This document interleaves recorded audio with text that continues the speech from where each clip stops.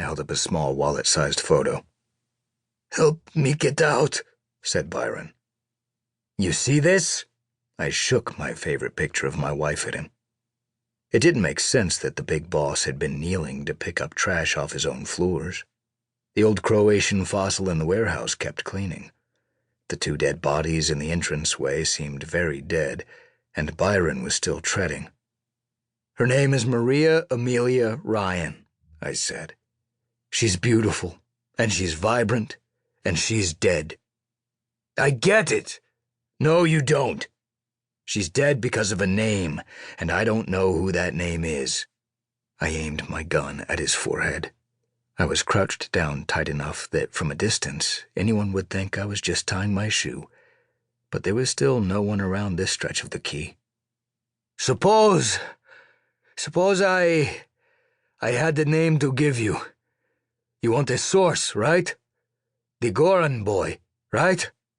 Who ordered it?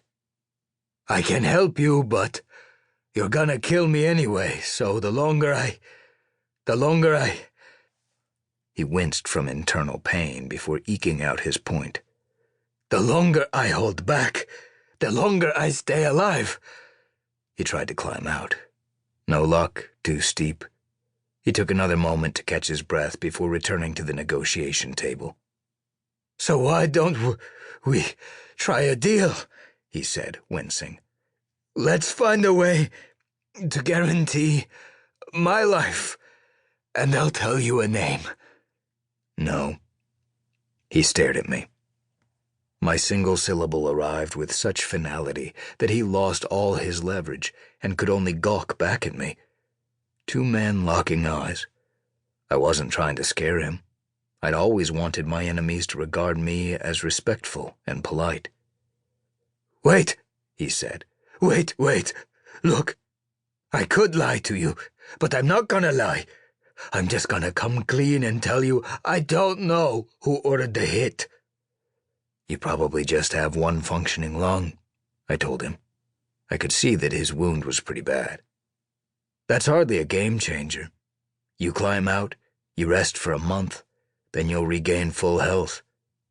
The catch is you can't climb out without my help." "Go to hell!" "Eventually, yes, but I'm looking for an answer." He didn't provide one. He was going to die very soon. "I'm asking one more time, then I'm walking away to let your blood drip into the Atlantic." "No, we negotiate." "I'll tell you what." I flipped my cylinder out to reload. I left 1 cartridge in my hand for dramatic effect. 1 cartridge. I did all of this very slowly and with a certain panache. "I don't negotiate, but do you like strategy games, Byron?" I placed the cartridge on the pavement between us. "This isn't exactly Russian roulette." He was petrified. "See, instead of 4 empty chambers and 1 bullet, I have 1 empty chamber and 4 bullets." I spun the cylinder with a classic silent whir. A wheel of misfortune. I snapped it in, then abruptly pointed the gun at him, and, with no overture, immediately pulled the trigger. Click. Empty. "Ah, you're insane," he said, heaving for breath. "You're insane. I heard about you." This got my attention. I lowered my gun. I lowered my voice. "I'm not insane. I have a love of literature and grain-fed meat. But insane? Not true." I spun the cylinder again.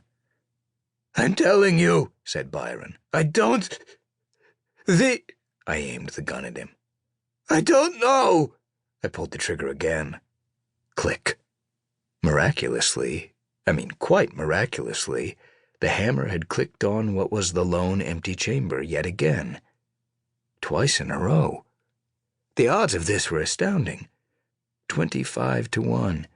At which point, at last, to everyone's relief, Byron decided all bets were off and spoke rapidly and earnestly. Okay, wait, listen," he said.